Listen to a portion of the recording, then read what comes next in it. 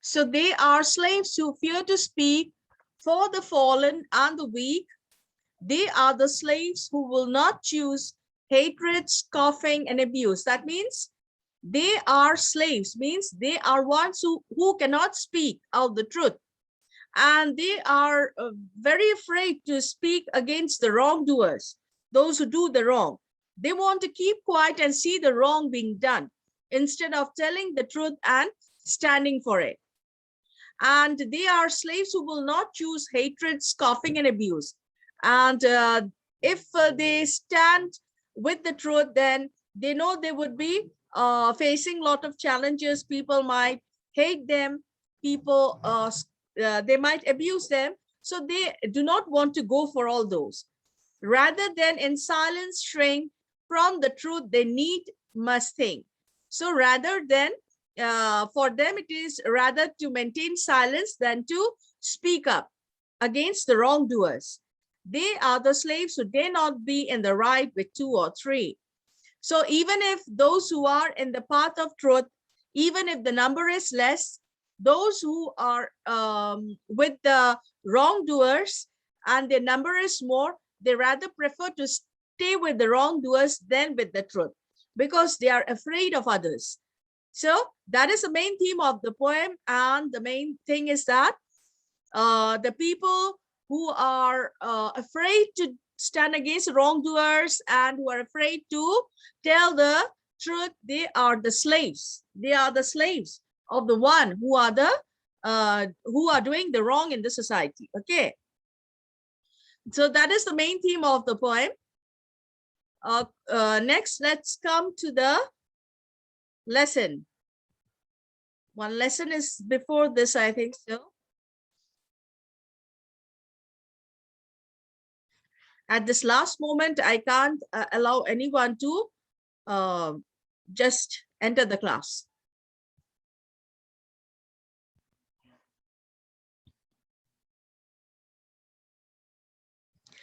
This lesson is lesson number 11, Dignity Grows Out of Work. Lesson number 11 and 12 was left for me to teach. So let me explain the story in a brief. The story is about Chetan. He was the only son of his parents, and he was very lazy. He grew up to be a very lazy person. He wished to be an officer, but he did not succeed. And since then, he was very unwilling to work, but he wanted to work. He wanted to get a very high paid salary. And he wanted to be doing the white collar job. And his parents were very much worried about him. The father was, however, tolerant.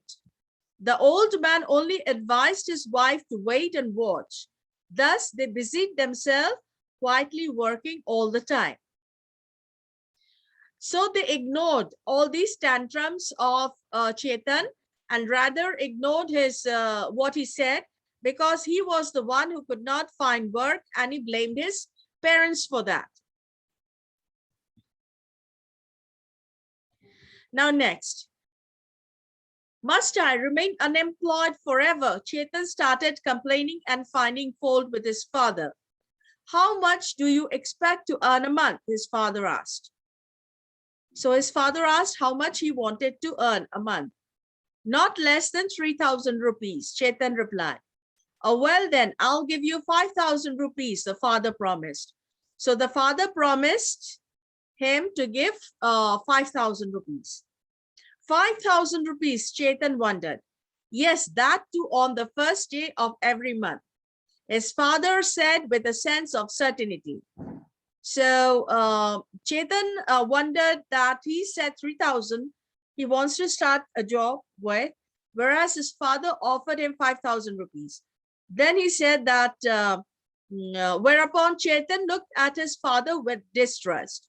The old man suggested that his son simply had to get up early in the morning, wash his face, do some physical exercises, take his breakfast, look after the cattle, and check the water of their paddy field. So all these works, to feed the cattle, to check the paddy field, to take them out. So for For all these, he would be getting 5,000 rupees. Then Chetan was not at all happy with this. That's manual labor for lowly people only. Chetan got up in anger. For lowly people only, his father muttered in despair. Because Chetan was being brought up by his father by doing all these work which he thought was a manual job. These words broke the old man's heart. How long had he been living and working for his son? How well had his hoe and spade supported his family?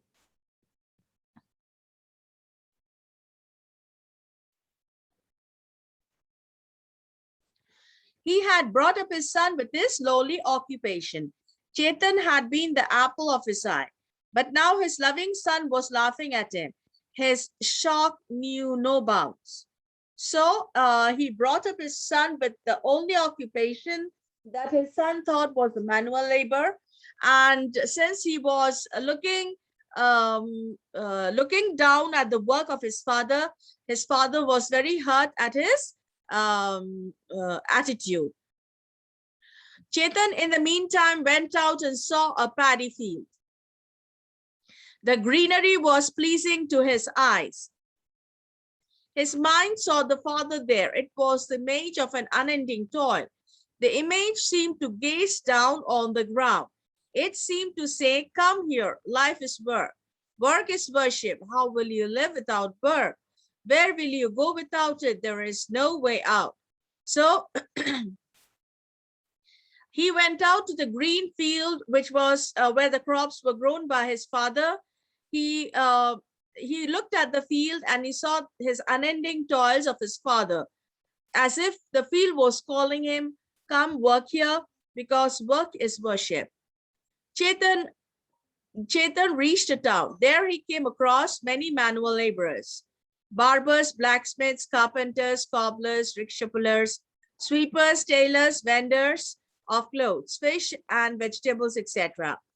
Their arms and legs stretched everywhere. He murmured to himself, everybody works, everybody is busy. So for some reason, Chetan also went to the city. There he saw that everyone is working and everybody was happy with their work.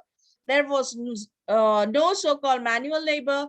There were different occupations that the people were working on. Some were barbers, some were carpenters, cobblers, rickshaw pullers, and everybody was working in his own joy. Everyone was busy. Everybody is proud of it. Every work is for the good of all. The town is unthinkable without them. It would have been rotten and rotting without the sweepers. No work is higher nor lower than the other work. What really counts is how well one does it. Everybody should respect all laborers. So Chetan was sorry for what he had spoken to his father. When he went to the city and when he saw that all the people were working with their own interest in different occupation and everyone was happy, he realized that there is no particular manual labor called a name, and everyone is has to do every kind of work because there is an interdependence upon each and every occupation. Without the sweepers, the streets and the drains and the streets and etc would be looking totally dirty, and there would be lots of disease around if nobody would be cleaning the entire city. So there is no higher or lower. What really counts is how well a person works. So after thinking about all this, Chetan felt sorry for his father. The night came, the memory of home returned to Chetan's mind. On his way back home, he took rest under a banyan tree. The moon was shining overhead. He wondered if he would also succeed and shine in light. The innumerable insects kept singing to him, yes, Chetan, remember the words of an ant or grasshopper. If you work in the summer, you will eat in winter. He stood up. He just wanted to accept the offer of his father, not the money, but the work. I'll succeed. I'll succeed. Chetan smiled. I'll succeed in showing my love for my parents. That too for the first time in my life. This will be possible only when they come to know that I owe with them. Chetan quickened his steps towards home and towards work. So after seeing everything in the city, it was night when he returned, and the memory of home returning came into Chetan's mind. On his way back home, he took a rest under a banyan tree, and at the time the moon was shining on his head, and he thought that if he would work properly, he will also succeed, and from the work he can earn a lot of money. He remembered the work of the grasshopper and the ant.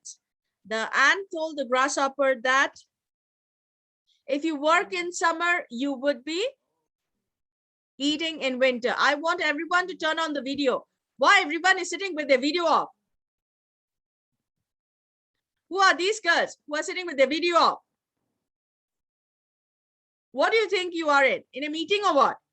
This is an online class. I'll just throw you out of the group if I see those who will turn off the videos. Raj Lakshmi, Jacinta, turn on your videos and sit. So he thought that it is not the money which matters, but it is the work, because work is life, and he can show his parents that he is one of the best sons in the world. So he muttered to himself that I'll succeed, and he can also show his love to his parents. And this is only possible when he obeys his parents. Chetan quickened his steps towards home, towards work.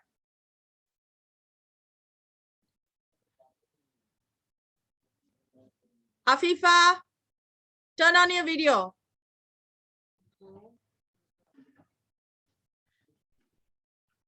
When sister will see all these names with their video off, you will come to know.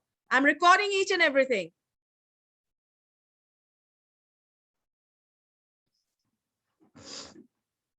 Afifa, Rajlakshmi.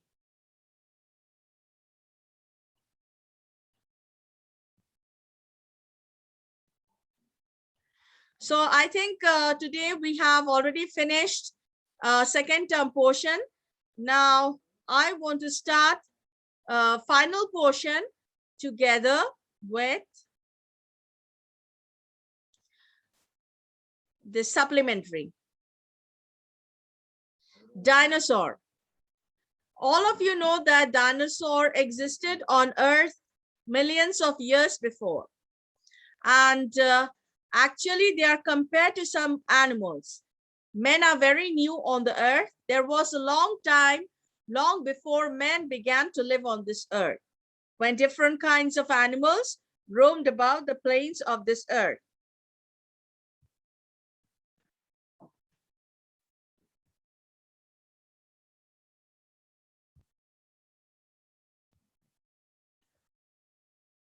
Okay, so probably we think that men has always been on the earth first, but actually compared to some animals, men are very new on this earth. The first species that came to the earth were the fish.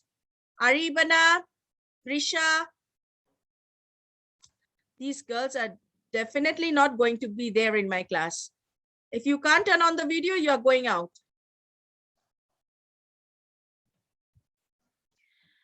There was a time long before men began to live on this earth, when different kinds of animals roamed about the plains of this earth. The dinosaur was one of these animals. The first animal on the earth was a one-cell animal, and from there, gradually, the fish evolved. And then different animals started evolving from fish. So human beings or men or the forefathers of human beings, the apes, they came very late to the earth. Scientists believe that dinosaurs first appeared on the earth about 180 million years ago. This was long before human beings appeared on this earth, and also before the appearance of such animals as dogs, rabbits, horses, monkeys, elephants, etc.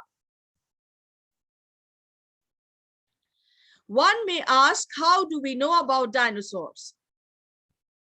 Well, everything that we know about dinosaurs or any other animals that had lived long come from the fossils.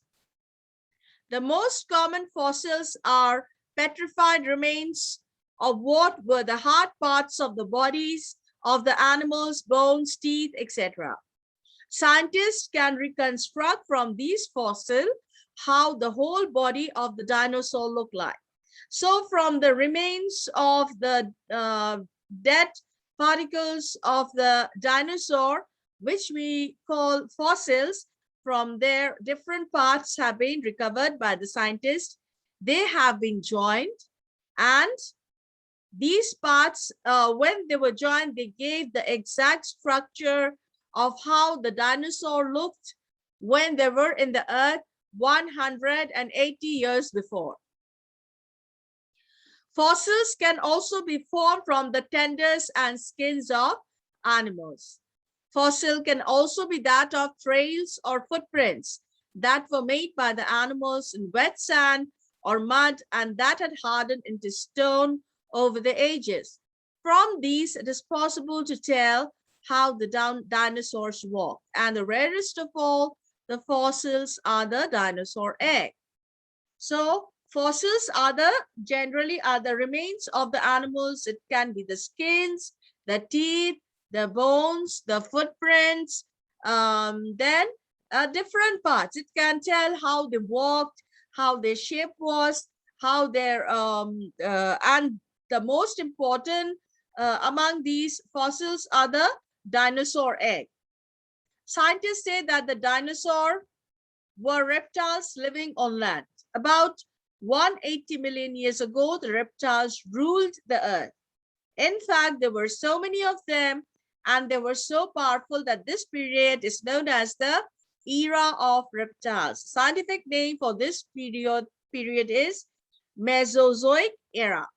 So the scientists believe that during the age of dinosaur, they were the reptiles and they ruled the earth.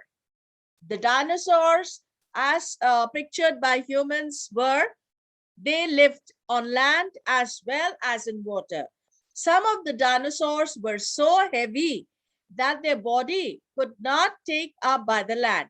When they used to walk, the whole land used to shiver. It used to, quake. It used to quake. So since the huge body could not be bared by this land, they used to stay in water and they were very big in size. And those dinosaurs which were very big in size, they generally were vegetarians. They did not eat any kind of flesh. On the other hand, there were some dinosaurs who stayed on the land and their size were very small compared to those who lived in water. And those dinosaurs which lived on the land, they were vegetarians as well as they used to feed on flesh. And the reptiles during this time, they used to rule the earth. So the era during this period was known as Mesozoic Era. The first dinosaur resembled the lizards. They were slender and probably not bigger than a cock. Some of them began to eat flesh, while others ate plants and leaves for their livelihood. So the first dinosaur, as the scientists believe, looked like the lizards. And they used to eat plants and leaves for their livelihood. Dinosaurs, over the years, the dinosaurs grew heavier and longer. Some of the plant-eating dinosaurs became so large that even their forelegs could not support them on land. They had therefore to spend most of their lives in rivers and swamps. One of these giants is called Brontosaurus, 20 to 24 meters long and weighing about 40 tons. So Brontosaurus was one of the largest dinosaurs that lived in water. And they were very long and big in size. The Brontosaurus had a small head like that of a horse at the end of a very long neck. The body was elephantine, means big, and the tail was very long. Living most of the time in water, they nibbled at the vegetation in the water and on the banks of the lakes and rivers. Brontosaurus means thunder lizard. See the shape of the dinosaur in the picture? It just looks like a lizard, a big lizard. They were so called because it was thought that the earth must have groaned under their weight as they moved. As I told you, when they used to move, the earth used to quake. You may have some idea about other types of dinosaurs from this picture. See the picture of Allosaurus. This dinosaur, it lived on land, 12 meters in length and weighing 2 tons. It could kill and eat the largest dinosaur. So dangerous, so ferocious. Next is Tyrannosaurus Rex. This is the largest carnivore, 15 meters in length, 6 meters tall, and weighed 7 tons. No animal could challenge it. A harmless herbivore. The name is Stegosaurus. Stegosaurus is a very common one that we used to know, right? They were plant eaters. It had a shield like double plate of bones on its body to protect it from carnivore. So these spikes on the top of the body, you see, these are the defenders to defend themselves from the other carnivorous dinosaurs. Next is Diplodocus, the largest harmless herbivore. It was 28 meters long and weighed 10 metric tons. It walked on 4 legs. It remained mostly in the water. So mostly they were supported their bodies in water. Next as Plesiosaur. Plesiosaur. It lived in the seas. It had a tortoise-like body and a snake-like neck. It could swim with the help of its feet. Strangely, all the dinosaurs died and disappeared 60 million years ago. No one is very sure how these giants that once roamed about the surface of the earth, making thunderous sounds, completely disappeared from the face of the earth, leaving only fossils as proof of their unchallenged reign on the earth. So all these have disappeared 60 million years ago. Don't you think that we can say that instead of disappearing, they might have reduced their size because of the changing global, the changing universe, or the changing planetary system, or the changing earth, whatever you say. Like you can reserve, since the Brontosaurus, it used to resemble a lizard. Maybe that dinosaur became small and it took the shape of a lizard.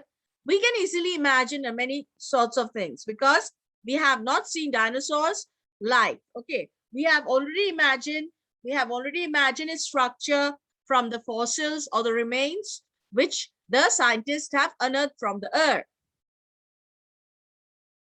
There are many theories about their sudden disappearance. Tanushri, I want you to sit straight and listen to me. Dinosaurs developed in many ways, but none of them had well-developed brains. Probably because of this, they could not adjust themselves to the changing conditions of the earth. Scientists believe that when there were great changes in the climate of the earth, swamps dried up and mountains appeared. So as I told you, the change in the climate of the earth, the swamps, they dried up, and the land portion, they came up. Further changes in climate produced changes in vegetation, and many of the plant-eating dinosaurs could not find enough food to eat. Their vegetation gradually, they diminished. because of the changing of the climate. Finally, as climate began to change from hot condition to snowy winters, the dinosaurs could not adapt themselves to these changes and they gradually died out.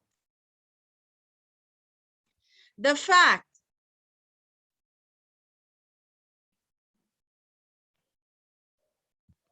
that these mighty creatures that once roamed about the face of the earth, unchallenged by any other creature, completely died out due to certain unknown laws of nature is a good proof that nature is indeed beyond human comprehension. This is a very important question that defines the word which is said that nature is beyond human comprehension. What does this mean? Every year it comes.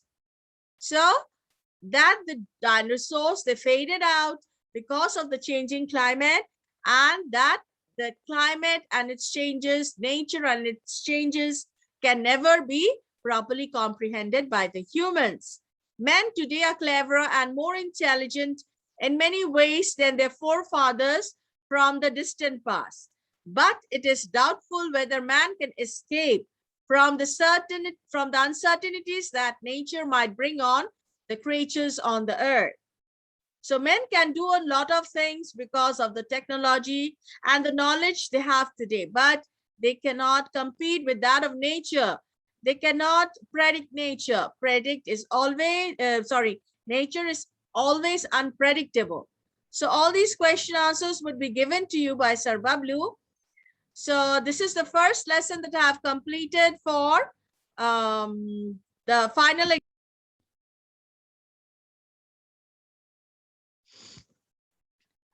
So on his back, the headmaster saw Naren and Mahesh. The two boys were mocking at him while he was helping the old beggar with her bag to her home.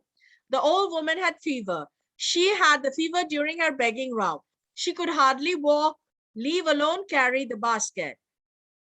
On seeing the plight of the old woman, Tapan had lifted her basket on his head and taking the old woman's hand and said, "Granny, hold on to me.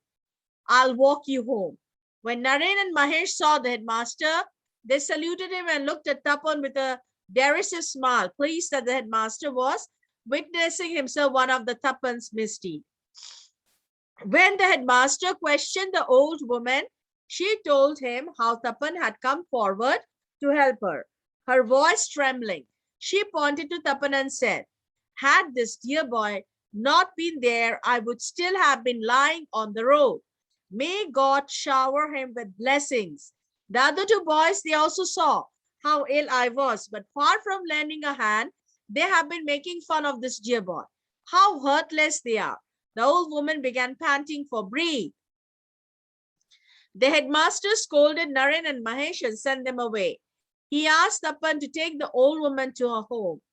2 weeks later, again, the headmaster was returning home from his walk. On the road, he saw the ox lying with a leg broken, and kneeling beside it was Tapan rubbing some medicine on its injured leg and bandaging it. There were tears in Tapan's eyes. He was startled when the headmaster came and stood near him. He saluted the headmaster with the folded hands. The headmaster asked, "What are you doing here, Tapan?" So he witnessed another kindness of Tapan when he was returning home from his walk. He saw that Tapan was kneeling down beside the old buffalo, which once had ruined the classroom of class 7 and had broken the panes. And he witnessed that Tapan was rubbing on its knees some kind of herbs, which the ox was hurt. "Didn't you ride the same ox on the other day, saying it was wicked and needed to be tamed? How has it become so good in your eyes today?" "Well, sir," Tapan said, "it was very wicked, but since the day I rode, it had reformed. It had not only stopped attacking people, but even makes way for them. So they shouldn't have hurt it. It is in agony. I have chewed a few medicinal leaves and dressed the injured leg with the pulp. I have heard fathers say that it is very good for injuries. Sir, Tapan said, his heart full of sympathy for the ox and eyes brimming with tears. The headmaster stood engrossed in thought. Then he looked at Tapan's face and affectionately patted him. Without a word, he started on his way home. His eyes were moist. It was the prize-giving day of Janapith High School.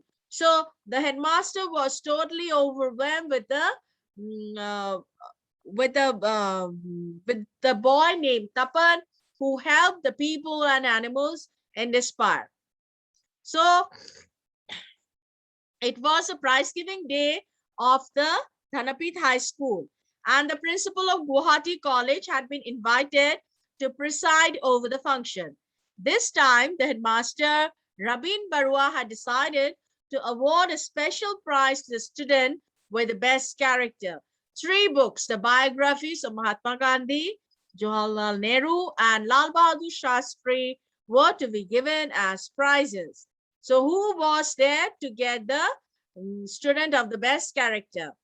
In the classroom, the students were discussing the special prize. In class 5, Naren laughed cheeringly and said loudly to Bhabesh, sitting next to him, do you know, Bhabesh, that the special prize for the best character is being awarded to Tapan? The boys roared with laughter.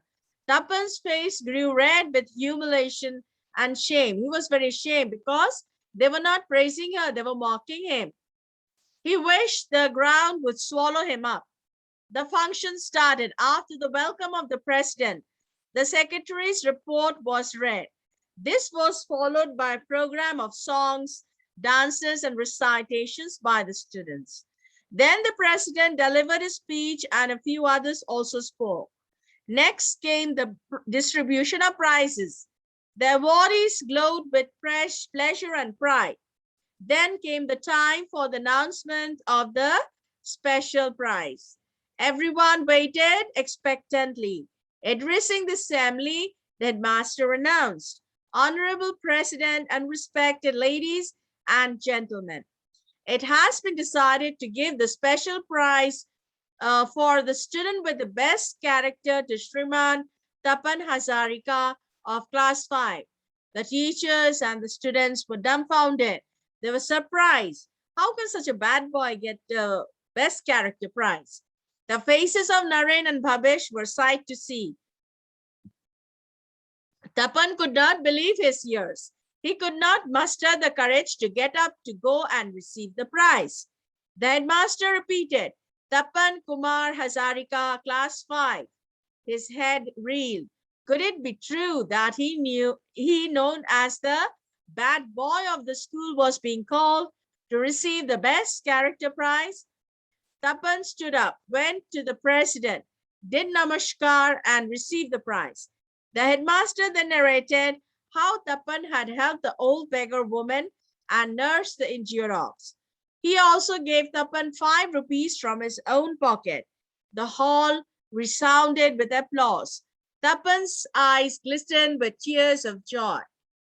This is a small story translated from the Assamese by Birendranath Datta, written by Anand Dev Sharma. A beautiful story and with good morals. So, what does this moral story, what does the moral of the story say? Never judge a book by its cover, right? It says, never judge a book by its cover. That is what it says.